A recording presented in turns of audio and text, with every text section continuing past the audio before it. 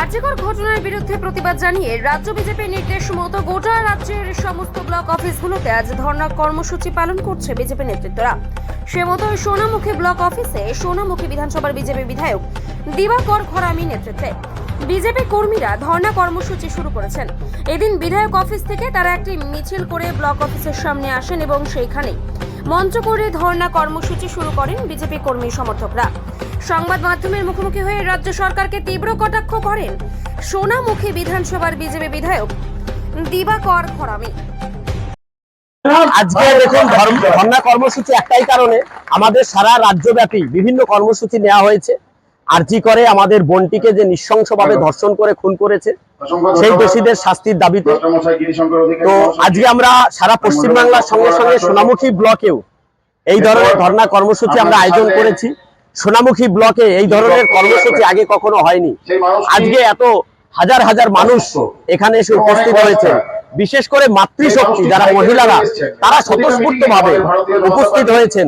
একটাই, আরজি করে যারা আমাদের বোনটিকে ধর্ষণ করে খুন করেছে সেই দোষীদের কঠোরতর শাস্তির দাবিতে আমরা আজকে ধর্নায় বসেছি।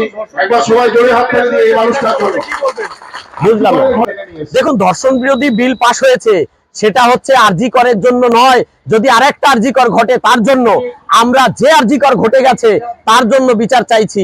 এবং তার সঙ্গে সঙ্গে অপদার্থ মুখ্যমন্ত্রী আর গতকাল যিনি সিপি কলকাতার সিপি বিনীত গোয়েল তিনি নিজে স্বীকার করেছেন আমাদের পুলিশের ব্যর্থতা, পুলিশের দুর্বলতা। তাই সেই পুলিশ মন্ত্রীর পদত্যাগ, স্বাস্থ্যমন্ত্রীর পদত্যাগ, মুখ্যমন্ত্রীর পদত্যাগের দাবিতে আজকের এই ধর্ণা। আমাদের এই আন্দোলন চলছে, কন্টিনিউ চলছে। আজকে আমাদের বিকেল 4টে থেকে 5টা পর্যন্ত এই ধর্ণা চলবে এবং 6 তারিখে আমাদের পথ অবরোধ আছে 12টা থেকে 1টা পর্যন্ত। বিভিন্ন কর্মসূচি কন্টিনিউ চলবে।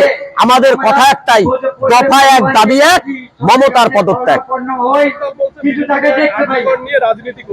বিজেপি রাজনীতি করছে যে ডাক্তাররা বিনীত গোয়েলকে, এত লজ্জা এ কথাটা বলতে যে বিনীত গোয়েলকে নিজেকে নিতে হচ্ছে মেরুদণ্ড, যে বিনীত গোয়েলের নিজের পদত্যাগের পত্র নিজেকে গ্রহণ করতে হচ্ছে।